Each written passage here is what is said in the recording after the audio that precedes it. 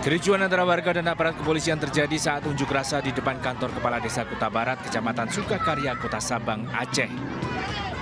Warga berunjuk rasa menolak kedatangan pengungsi Rohingya di desa mereka. Warga mendesak pemerintah daerah dan UNHCR segera memindahkan 139 pengungsi Rohingya yang telah tiba di desa mereka. Pasca unjuk rasa, warga melepas tenda penampungan pengungsi Rohingya di desa Iemule, Sabang. Mereka lalu mengangkut ratusan pengungsi Rohingya ini ke kantor Wali Kota Sabang. Warga meminta pemerintah Kota Sabang segera menangani masalah pengungsi Rohingya yang sejak beberapa waktu lalu mulai tiba di pesisir Sabang. Warga menilai kehadiran para pengungsi Rohingya meresahkan. Warga Rohingya dikarenakan saat ini kondisi ekonomi sebagai masyarakat sedang tidak stabil dan kami meminta kepada pemerintah pusat dan UNHCR bisanya untuk bertindak cepat mencari solusinya mengingat dalam rombongan itu ada anak-anak dan perempuan. PJ Gubernur Aceh Ahmad Marzuki meminta warga agar bersabar. Pihaknya memastikan akan mengatur penempatan para pengungsi Rohingya. 2 pekan terakhir, 6 gelombang pengungsi Rohingya tiba di pesisir Aceh. Di antaranya di Pidi, Biren, Aceh Timur, dan Kota Sabang. Total pengungsi Rohingya yang telah tiba di Aceh diperkirakan mencapai 1.200 orang lebih. Dari Kota Sabang, Aceh, Sufri Sarifudin, iNews, melaporkan. Setelah melakukan penyisiran berjam-jam, tim SAR gabungan akhirnya menemukan satu lagi jenazah pendaki korban erupsi Gunung Merapi di Sumatera Barat Rabu kemarin.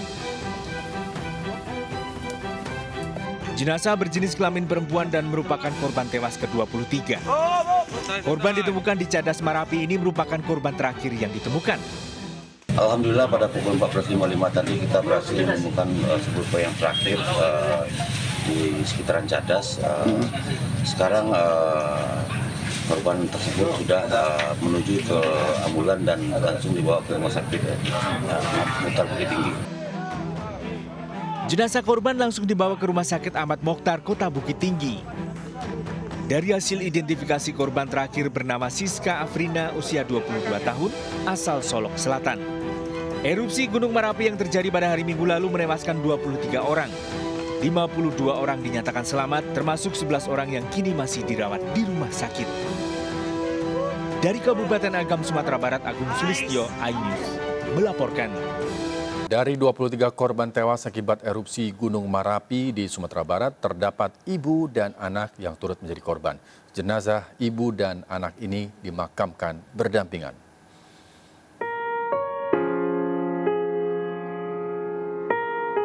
Foto di puncak Merapi ini menjadi saksi kasih ibu sepanjang hayat.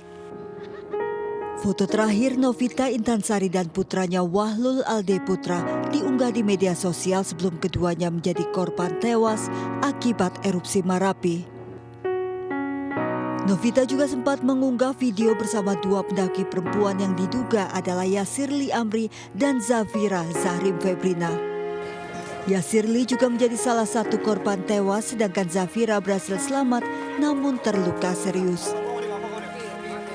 Putra Novita, Wahlul Ade Putra, mahasiswa Politeknik Negeri Padang, memang pernah beberapa kali melakukan aktivitas naik gunung.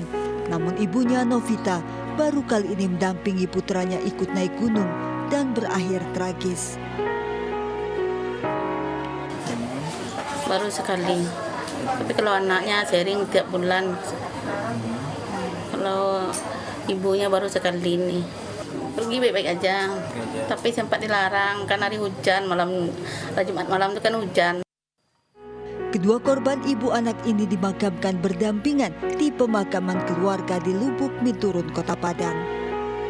Dari Padang, Sumatera Barat, Budi Sunandar, iNews melaporkan. Pemirsa, 2 anggota Polri turut menjadi korban erupsi Gunung Merapi saat hari libur usai lepas dinas. Bribda Muhammad Iqbal ditemukan meninggal dunia, 1 korban lain selamat. 23 korban tewas akibat erupsi Merapi seluruhnya telah berhasil diidentifikasi.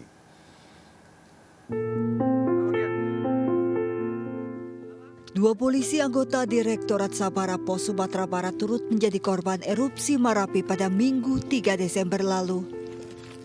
1 orang selamat, Bribda Reksi Wendesta, dirawat di Rumah Sakit Bayangkara Polda Sumatera Barat.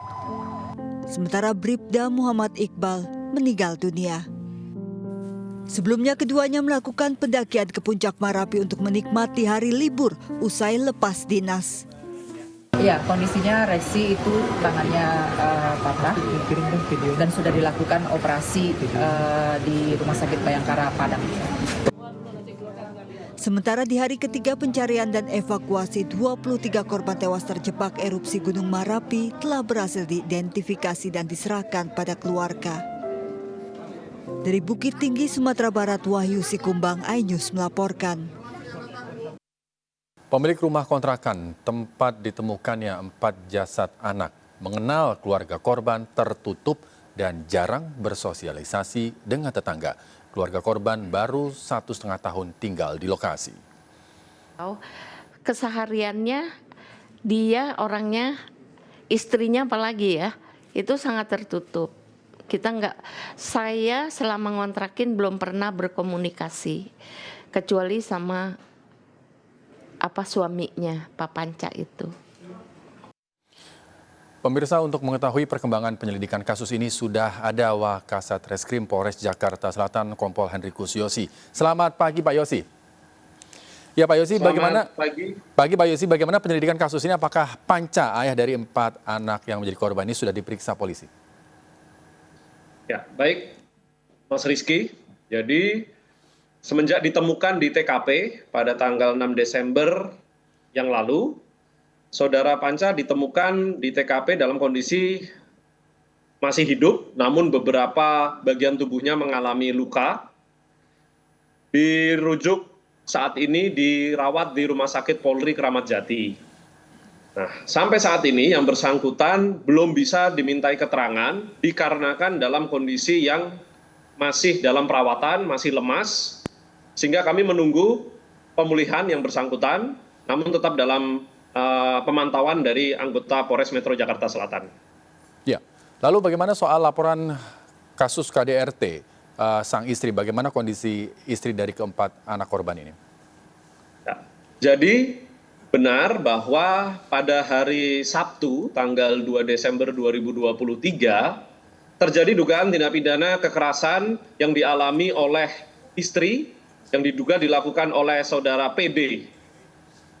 Diduga dengan cara membenturkan kepala saudari DM ke tembok, sehingga dari akibat peristiwa tersebut, korban kemudian dibawa ke Rumah Sakit Pasar Minggu, hingga saat ini masih dirawat. Nah, untuk laporan tersebut, adik kandung dari korban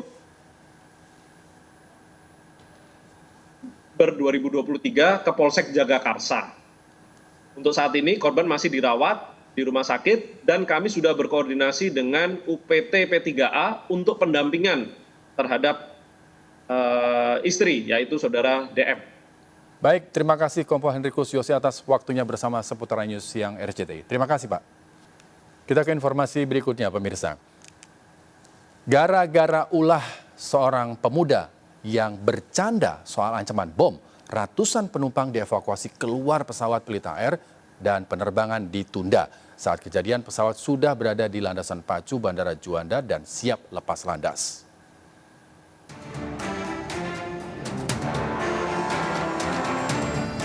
Pesawat Pelita Air nomor penerbangan IP205 rute Surabaya-Jakarta gagal terbang akibat ancaman bom yang dilontarkan salah satu penumpang. Pada pukul 13.20, pesawat siap lepas landas dan sudah berada di landasan pacu Bandara Juanda Sidoarjo. Namun pesawat terpaksa putar balik untuk menurunkan seluruh penumpang. Sejumlah personil polisi juga masuk ke pesawat untuk mengecek kondisi dan barang bawaan. Polisi juga mengamankan satu pemuda bernama Surya Hadi Wijaya yang menyebut ada ancaman bom. Dalam pemeriksaan, pemuda yang duduk di kursi 14A tersebut ternyata bercanda soal ancaman bom, namun terdengar oleh salah satu kru pesawat. Pelaku selanjutnya dibawa polisi militer untuk pemeriksaan lebih lanjut. Pihak Pelita Air menegaskan bercanda soal ancaman bom di pesawat merupakan suatu hal yang serius dan tidak dapat ditolerir. Dalam Undang-Undang Penerbangan, seseorang yang menyampaikan informasi palsu yang membahayakan keselamatan penerbangan, termasuk bercanda soal ancaman bom, bisa diancam pidana hingga 8 tahun. Meski ada insiden tersebut, jadwal penerbangan Bandara Juanda tidak terganggu. Pesawat Pelita Air akhirnya lepas landas menuju Jakarta pada pukul 18 Rabu petang atau tertunda hingga 5 jam. Dari Sidoarjo, Jawa Timur, Yoyo Agusta, iNews melaporkan. Pemirsa, ratusan warga kota Sabang, Aceh berunjuk rasa menolak kedatangan ribuan pengungsi etnis Rohingya. Sempat terjadi kericuhan antara pengunjuk rasa dengan aparat kepolisian saat unjuk rasa berlangsung. Kericuhan terjadi saat unjuk rasa di depan kantor Kepala Desa Kuta Barat, Kecamatan Sukakarya, Kota Sabang, Aceh. Warga menolak kedatangan warga etnis Rohingya di desa mereka. Warga mendesak pemerintah segera memindahkan 139 warga Rohingya yang telah tiba di desa mereka. Pasca unjuk rasa, warga melepas tenda penampungan pengungsi Rohingya di desa Iye Mule. Mereka lalu mengangkut ratusan pengungsi Rohingya ke kantor Wali Kota Sabang. Warga meminta pemerintah Kota Sabang segera menangani masalah pengungsi Rohingya yang sejak beberapa waktu lalu mulai tiba di pesisir Sabang. Warga menilai kehadiran para pengungsi Rohingya meresahkan.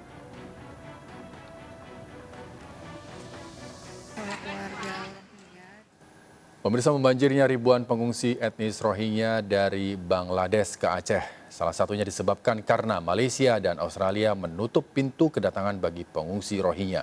Hingga saat ini tercatat lebih dari 1.400 pengungsi Rohingya tiba di Aceh. Menteri Koordinator Bidang Politik, Hukum, dan Keamanan Mahfud MD akan memimpin rapat koordinasi untuk menangani pengungsi Rohingya. Ini negara lain udah nutup, tapi larinya ke Indonesia semua nih. Semakin bertambah kita sudah ngasih makan, ngasih tempat. Sebenarnya kita tidak ikut menandatangani konvensi PBB tentang pengungsi itu. Kita bisa menolak mentah-mentah gitu. Tapi kita kan punya peri kemanusiaan, orang mati di tengah laut gitu kan. Mau ke sana ditolak, ke sini ditolak, lalu dulu kita tampung. Banjir merendam ratusan rumah di Tangerang Selatan, Banten usai hujan deras pada Rabu sore. Warga dievakuasi ke tempat yang lebih tinggi menggunakan perahu karet. Petugas BPBD Tangerang Selatan mengevakuasi warga Bukit Pamulang Indah ke tempat yang lebih tinggi saat banjir menggenangi perumahan hingga setinggi 70 cm. Banjir menggenangi perumahan akibat meluapnya anak Kali Angke. Banjir juga merendam 4 perumahan lain, diantaranya perumahan MA, perumahan Lembah Pinus, dan Pamulang Estate. Data dari BPBD mencatat hingga Rabu malam ketinggian banjir bervariasi di 6 titik lokasi.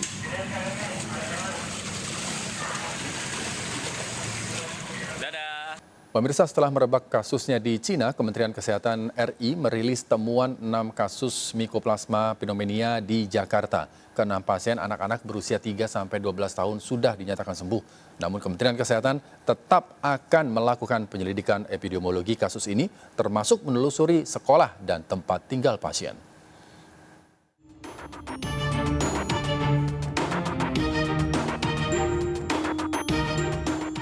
Setelah kasusnya merebak di Cina hingga ribuan pasien per hari, Kementerian Kesehatan RI mengumumkan sudah ada 6 kasus positif Mycoplasma pneumonia di Jakarta. Ke-6 pasien sudah dinyatakan sembuh setelah mendapatkan pengobatan di 2 rumah sakit di Jakarta. Kasus ini terjadi Oktober dan November lalu. 6 pasien anak-anak berusia 3 hingga 12 tahun. Gejala awal pasien penderita Mycoplasma pneumonia diantaranya demam, batuk pilek, nyeri tenggorok maupun dada, lemas hingga sesak nafas dengan penularan penyakit melalui droplet. Pneumonia Mycoplasma sebagian besar klinisnya ringan, bahkan dikenal dengan walking pneumonia. Kemenkes melakukan penyelidikan epidemiologis kasus ini dengan menelusuri sekolah dan tempat tinggal pasien. Ya, oleh karena itu tim kami tetap terus menggali informasi dia sekolah di mana, ya kan? Tetapinya di sekolah itu tidak banyak yang kenal, kita tahu tinggal di mana. Itu kita akan kejar sehingga kita bisa melakukan intervensi kalau memang karena penularannya kan droplet. Ya, jadi dokter gampang sekali menular kalau sakit. Bakteri Mycoplasma pneumonia merupakan salah satu bakteri penyebab penyakit ini. Bakteri ini bukan bakteri baru, umumnya menyebabkan penyakit ringan, namun pada kasus khusus bisa memicu keparahan. Untuk mencegah penyakit ini, masyarakat diimbau memakai masker jika berada di tempat keramaian, rutin mencuci tangan, serta imunisasi lengkap. Tidak perlu panik dan tetap waspada jika anak Anda bergejala, periksakan diri ke dokter. Dari Jakarta, Tim Liputan iNews melaporkan. Pemirsa, Gubernur DKI Jakarta nantinya akan ditunjuk dan diangkat langsung oleh Presiden jika RUU Daerah Khusus Jakarta atau DKJ disahkan menjadi undang-undang. Dari 9 fraksi di DPR, hanya PKS yang menolak RUU DKJ menjadi usul inisiatif DPR.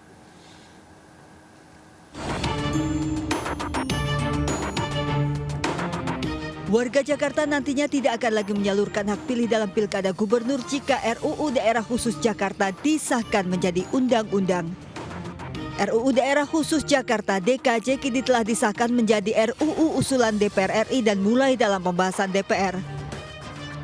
Dari 9 fraksi di DPR, 8 fraksi setuju RUU DKJ menjadi usul inisiatif DPR, hanya fraksi PKS yang menolak disampaikan dalam rapat paripurna. Penyusunan dan pembahasan RUU Daerah Khusus Jakarta yang tergesa-gesa dan terkesan ugal-ugalan yang seharusnya sudah lebih dahulu ada sebelum adanya Undang-Undang Ibu Kota Negara. 8 fraksi menyatakan menerima, setuju, dan 1 fraksi menyatakan menolak.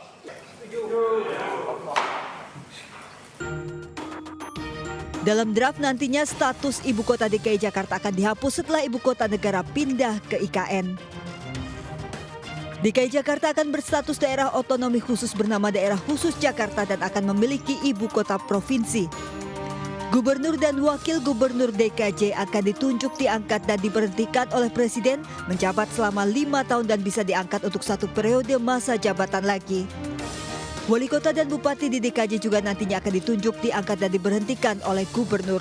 DKJ tidak akan bergabung dengan daerah penyangga di sekitarnya seperti Depok, Tangerang, dan Bekasi. Selain DPRD, DKJ juga akan memiliki Dewan Kota dan Kabupaten terdiri dari 1 perwakilan di tiap kecamatan. Dari Jakarta, Tim Liputan iNews melaporkan. Terkait draft RUU DKJ, pemerintah mengaku terbuka terhadap masukan berbagai pihak dalam rangka penyusunan daftar inventarisasi masalah atau DIM naskah RUU DKJ. Presiden akan menunjuk sejumlah menteri untuk menyiapkan DIM. Dan membuat rancangan DRIM, daftar inventarisasi masalah dari draft RUU itu. Tentu dengan dalam penyusunan DIM pemerintah itu akan terbuka pada masukan-masukan dalam masyarakat.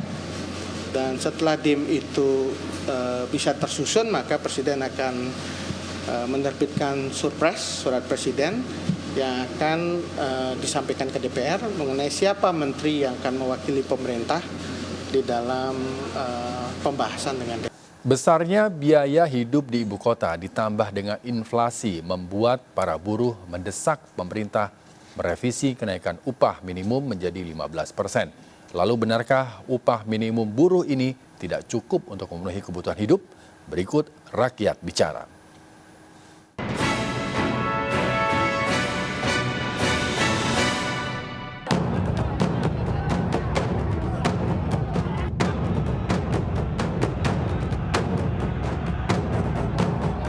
Pemirsa, gelombang suara protes kaum buruh menuntut kenaikan upah minimum kian hari kian masif.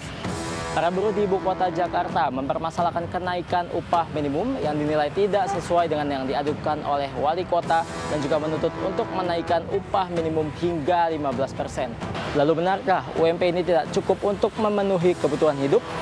Kami akan mengajak Anda lebih dekat untuk melihat kehidupan para buruh bersama Rakyat Bicara.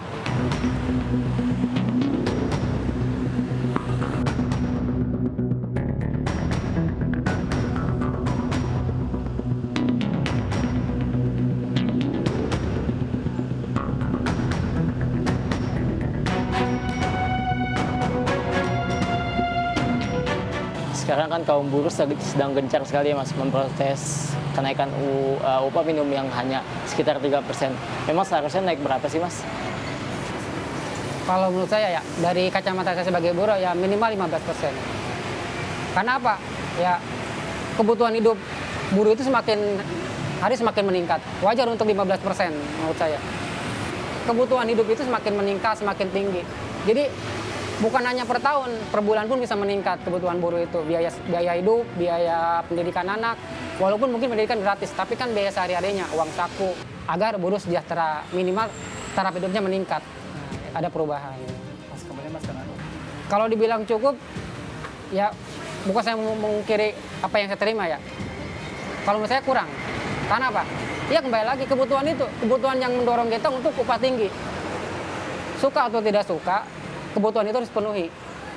Nah, karena manusia itu, seorang buruh itu bukan hanya mencukupi untuk dirinya sendiri, ada keluarganya yang harus ditanggung. Nah, itu yang harus dipikirkan oleh pemerintah juga. Makanya utang dengan upah 5 juta itu saya rasa masih terlalu minim untuk buruh, untuk pekerja. Mas, saat ini apa sih Mas sebenarnya yang dikeluhkan oleh para teman-teman buruh Mas di luar sana Mas? Harapannya setiap ada kebijakan, harapan kami sebagai buruh, dan saya mewakili rekan-rekan buruh, harapannya ketika pemerintah memutuskan suatu kebijakan itu adil dalam artian perusahaan tidak contoh, pemerintah tidak contoh ke pengusaha. Pemerintah melalui Kemenaker telah mengumumkan upah minimum provinsi 2024 di berbagai wilayah di Indonesia. Hasilnya, DKI Jakarta menempati urutan pertama dengan UMP tertinggi yakni di kisaran 5 juta rupiah. Selanjutnya di posisi kedua dan juga ketiga ada Provinsi Papua dan juga Papua Tengah yang memiliki nilai UMP di kisaran 4 juta rupiah. Kemudian di posisi selanjutnya ada Bangka Belitung yang memiliki nilai UMP di kisaran 3,6 juta rupiah. Dan di posisi selanjutnya ada Provinsi Sulawesi Utara dengan kisaran UMP 3,5 juta rupiah.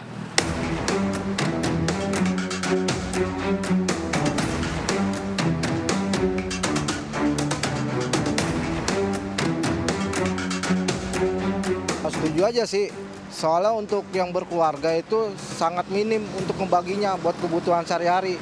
Contohnya kayak anak sekolah, anak baru masuk sekolah, seragam dan lain-lainnya itu nggak cukup kalau buat menurut saya ya. Jadi saran saya sih untuk UMP Jakarta atau Jabodetabek itu harus dinaikkan lagi Bang. Untuk saran saya sih dari gaji pokok dan sistem kontraknya itu harus diubah Bang. Contohnya minimal dari kontraknya itu jangan per 6 bulan lagi, per 1 tahun. Disesuaikan dengan kenaikan UMP di tahun 2024. Kemungkinan itu bisa membantu sedikit dari kalangan karyawan pekerja. Menurut saya untuk UMP ini minimal ya Mas. Minimal tuh harusnya ngikutin inflasi ya Mas, paling enggak ya. Karena kan sekarang apa-apa naik gitu ya. Apalagi sekarang ditambah banyak konflik-konflik itu nambah harga, nambah mahal gitu. Kalau bisa disesuaikan juga lah kalau masalah itu. Jadi minimal inflasi, cuman saat ini mungkin kalau bisa agak naik dikit lah, kasihan sekarang, zaman sekarang juga susah nyari kerja gitu. Sarannya sih ya lebih dilihat lagi lah faktor makro segala macam, karena kan sekarang apa-apa juga mahal, ngikutin konflik-konflik segala macam, terus juga ya nanti mungkin nyesuaiin lah, lebih fair aja gitu. Kalau saat ini pasti kurang ya, karena kita melihat sekarang ini apa-apa naik, semua kebutuhan naik, apalagi kita berada kayak di Jakarta gini, pasti semuanya naik. Untuk pemerintah sekarang harus lebih perhatian lagi sama masyarakatnya, karena masih banyak sekali orang-orang yang di Indonesia ini masih sangat kurang gitu. Kita bisa lihat sendiri ya kan keadaan di sini di Indonesia ini pasti sangat sangat kurang sekali lah pokoknya. Besarnya biaya hidup di ibu kota Jakarta ditambah dengan inflasi memang menjadi alasan mengapa UMP ini perlu dinaikkan meskipun sudah menjadi peringkat pertama tertinggi di Indonesia. Meski demikian, penyesuaian gaya hidup memang perlu dilakukan oleh setiap individu agar rezeki yang dibawa pulang ke rumah bisa mencukupi kebutuhan hidup. Demikian Rakyat Bicara pekan ini bersama saya Faisal Rinaldi dan juru kamera Dede Rudi. Sampai jumpa pekan depan. Pemirsa, tewasnya 4 bocah kakak beradik yang terkunci di kamar rumahnya di Jagakarsa, Jakarta Selatan mengejutkan warga. Pelaku pembunuhan diduga sang ayah yang mencoba bunuh diri. Tewasnya keempat bocah terungkap setelah warga curiga dengan bau tak sedap dari rumah korban di Gang Roman, Jagakarsa, Jakarta Selatan pada Rabu sore. Sadis, keempat korban ditemukan tewas berjejer di tempat tidur di dalam kamar yang terkunci. Sementara Panca, ayah dari keempat bocah, didapati di kamar mandi dengan luka di tangan dan sebilah pisau. Dari keterangan tetangga, Panca dan Devi istrinya bertengkar hari Sabtu 2 Desember lalu. Hingga Devi melaporkan suaminya ke Polsek Jagakarsa atas tuduhan penganiayaan. Devi dirawat di RSUD Pasar Minggu karena sempat tak sadarkan diri. Hari Minggu 3 Desember, tetangga masih melihat Panca menggendong anaknya. Sejak saat itu, keempat bocah tidak lagi terlihat. Terakhir Rabu sore kemarin, Panca meminta tolong seorang tetangganya untuk dibelikan minuman ringan. Devi yang tak pulang ke rumah diduga membuat Panca kian emosi dan melampiaskan kekesalannya kepada 4 anaknya yang masih kecil. Pemirsa, untuk mengetahui kondisi di rumah korban tempat ditemukannya 4 bocah tewas di Jagakarsa, Jakarta Selatan, sudah ada Putu Bagus. Ya, Putu, bagaimana kondisi dan situasi di sana? Baik, selamat siang, Rizky Hasan dan juga pemirsa. Saat ini saya tengah berada di tempat kejadian perkara, tempat pembunuhan 4 jenazah yang memang ditemukan dari jenazah dari atau anak yang memang diduga dibunuh oleh ayahnya sendiri, di mana memang pantauan kami sejak pagi hari tadi pada pukul 9 hingga 10 waktu Indonesia Barat, awak media ini sudah berkumpul untuk menggali informasi secara pasti apa yang terjadi di dalam rumah tekas kontrakan ini. Sementara dari informasi yang kami dapatkan, memang sejauh ini memang dari ayah korban yang diduga melakukan pembunuhan terhadap 4 anaknya. Dan dari pantauan kami memang tercium bau yang tidak sedap begitu di sekitar area perumahan ini, sehingga ini yang memicu dari warga sekitar untuk melaporkan kejadian ini atau fenomena ini ke pihak yang berwajib begitu, karena memang aroma tak sedap ini sangat mengganggu aktivitas dari masyarakat sendiri. Dan memang benar saja setelah diolah dan diselidiki, di dalam rumah tersebut ditemukan 4 balita, yakni perempuan berinisial PA 6 tahun, anak perempuan juga berinisial S 4 tahun, anak laki-laki berinisial AR 3 tahun, dan anak laki-laki berinisial AS 1 tahun berada di dalam rumah tekas kontrakan tersebut. Di antaranya juga dari ayah korban diduga yang membunuh ini melakukan adanya kekerasan dalam rumah tangga terhadap istri pula dan anak-anaknya, sehingga ini dipicu ayah korban ini menjadi pelaku utamanya. Setelah itu ada olah kejadian perkara. 4 jenazah ini memang sudah dipindahkan ke rumah sakit Polri begitu Jakarta, sehingga memang untuk saat ini akan ditindak lebih lanjut dan untuk barang bukti juga sudah diamankan. Dan rencananya ayah korban juga akan dipindahkan dari rumah sakit. Sekian yang informasi kami didapatkan sejauh ini, kami kembalikan kepada Anda di studio. Baik, terima kasih Putu Bagus melaporkan. Terima kasih dan selamat bertugas kembali. Kita ke informasi berikutnya.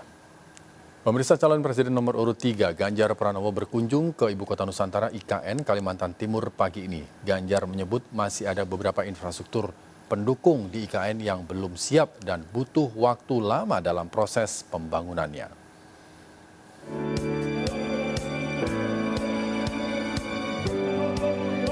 Calon Presiden nomor urut 3 Ganjar Pranowo mengikuti serangkaian kampanye di Kalimantan Timur. Di Kutai Kartanegara, Ganjar bertemu dengan ratusan simpatisan di Stadion Aji Imbut Tenggarong Rabu kemarin. Calon presiden yang didukung Partai Perindo ini juga belusukan ke Pasar Loakulu, Kutai Kartanegara. Dalam kesempatan ini, Ganjar menyerap banyak aspirasi dari pedagang dan pembeli di pasar tersebut. Dari Kutai Kartanegara, Ganjar Pranowo selanjutnya bertolak ke Samarinda, Kalimantan Timur untuk bertemu dengan tokoh agama Katolik di Aula Katedral. Ganjar menyebut seluruh program yang sudah dirancang baik di IKN Nusantara akan dilanjutkan. Hanya saja saat ini belum seluruh infrastruktur di IKN sudah siap. Ganjar juga berkomitmen membangun 10 juta hunian untuk masyarakat menengah bawah. Belum siap karena masih berproses. Namanya berproses itu ya belum selesai. Maka satu, sabar. Maka saya tanyakan tadi, siapa yang percaya bahwa IKN ini akan selesai 5 tahun? Nggak ada. Siapa yang percaya 10 tahun? Nggak ada. Siapa yang percaya bahwa IKN ini kira-kira akan selesai dalam 30 tahun? Baru angkat tangan semua. Artinya ini harus berproses cukup panjang dan harus melibatkan masyarakat. Ganjar menyebut pembangunan di IKN harus melibatkan masyarakat luas. Dari Samarinda, Kalimantan Timur, Faisal Rinaldi, Dede Rudi, iNews melaporkan. Sementara itu, calon presiden nomor urut 2 Prabowo Subianto bertemu sejumlah artis di ruang kerjanya di kantor Kemenhan, Jakarta pada Rabu kemarin. Sejumlah artis tiba di kantor Kementerian Pertahanan di Jakarta Pusat. Beberapa artis diantaranya Nikita Mirzani, Rizky Bilar, dan Lesti Kejora diundang makan siang bersama dan berbincang dengan Capres Prabowo Subianto. Selain itu, Prabowo juga berdiskusi soal perkembangan dunia hiburan Indonesia hingga sektor pertahanan. Prabowo Subianto juga membagikan buku berjudul Kepemimpinan Militer kepada artis yang hadir.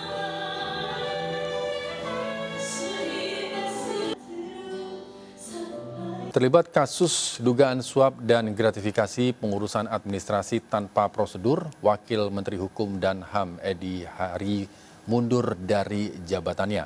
Edi telah ditetapkan sebagai tersangka dan akan diperiksa di KPK siang hari ini.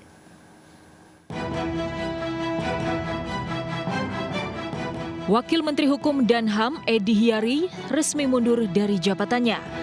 Pengunduran diri Edi setelah ia ditetapkan sebagai tersangka kasus dugaan suap pengurusan administrasi tanpa prosedur di Kemenkumham.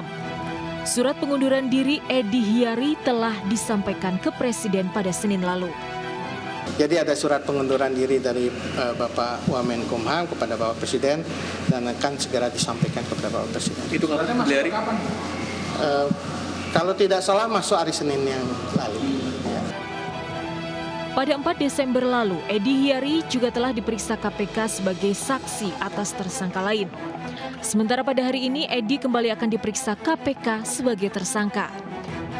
Sebelumnya, penyidik KPK menetapkan Edi Hiary dan 3 orang lainnya sebagai tersangka dugaan suap 7 miliar atas pengurusan tanpa prosedur di Kemenkumham.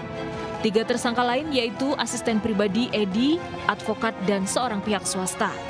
Terkait penetapan tersangka dirinya, Edi Hiary telah mengajukan gugatan pra-peradilan ke Pengadilan Negeri Jakarta Selatan. Dari Jakarta, Tim Liputan iNews melaporkan. Persatuan Olahraga Biliar seluruh Indonesia akan menggelar turnamen Indonesia International Open 2024 yang diikuti atlet biliar dari berbagai negara. Turnamen biliar kelas dunia ini menjadi ajang atlet Indonesia untuk bersaing dengan atlet biliar dari kancah internasional. 152 atlet biliar level internasional dijadwalkan turut ambil bagian dalam Indonesia International Open 2024. Para atlet akan melalui babak kualifikasi pada 16 hingga 19 Januari 2024 dan babak main event pada 21 Januari hingga 25 Januari 2024. Untuk membuat olahraga itu meningkat peminatnya maupun prestasinya, harus banyak kompetisi. Sehingga dari situ atlet itu akan banyak latihan. Lebih ramai atlet Indonesia berkesempatan untuk bertanding di platform yang antarabangsa, international. So jadi local player digalakkan untuk mengambil bagian sebab this is your platform to go to the next level. Kehadiran Indonesia International Open 2024 juga diharapkan mampu menambah rasa percaya diri para atlet biliar tanah air.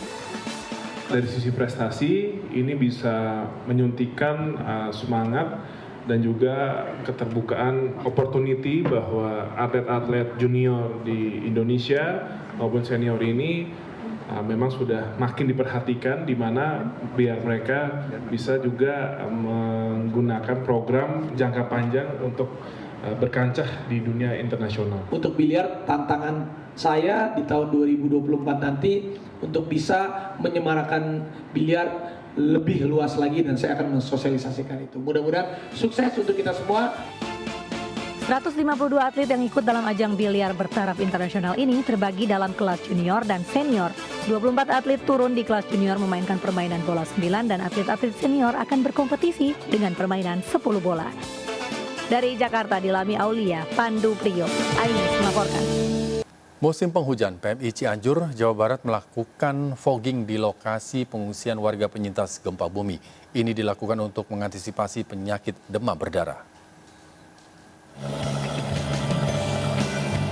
Antisipasi serangan nyamuk demam berdarah, PMI Cianjur melakukan fogging di lokasi pengungsian para penyintas gempa di Kampung Cijendil, Cigenang, Cianjur, Jawa Barat. Hal ini dilakukan karena banyak permintaan dari warga sebagai langkah antisipasi terjadinya demam berdarah, mengingat musim hujan saat ini mulai kembali turun dan banyak terjadi genangan air. Fogging juga dilakukan di rumah para pengungsi lantaran permintaan pengasapan di masa penghujan ini terus meningkat. Hari ini pelaksanaan fogging dari PMI Kabupaten Cianjur, kita sisir untuk camp-camp pengungsi, diantaranya ini fokusnya Kecamatan Cigenang, beberapa titik termasuk polseknya, kita fogging juga. Insya Allah kedepannya juga kita akan ke pengungsi yang lain juga, berhubung banyak kasus yang demam berdarah, untuk antisipasi ke wilayah-wilayah pengungsi. Demikian. Meskipun belum ada laporan demam berdarah, warga tetap diminta untuk waspada lantaran di masa musim penghujan banyak terjadi genangan air. Petugas pun mengimbau warga untuk selalu menjaga kebersihan lingkungan agar terhindar dari serangan demam berdarah. Dari Cianjur, Jawa Barat, Muhammad Andi Ihsan melaporkan. Wamen Parekraf Angela Tanusudibio menjadi salah satu panelis dalam Women in Leadership Conference Indonesia. Dalam acara ini, Wamen Parekraf turut membagikan pandangan dan pengalamannya sebagai pemimpin perempuan.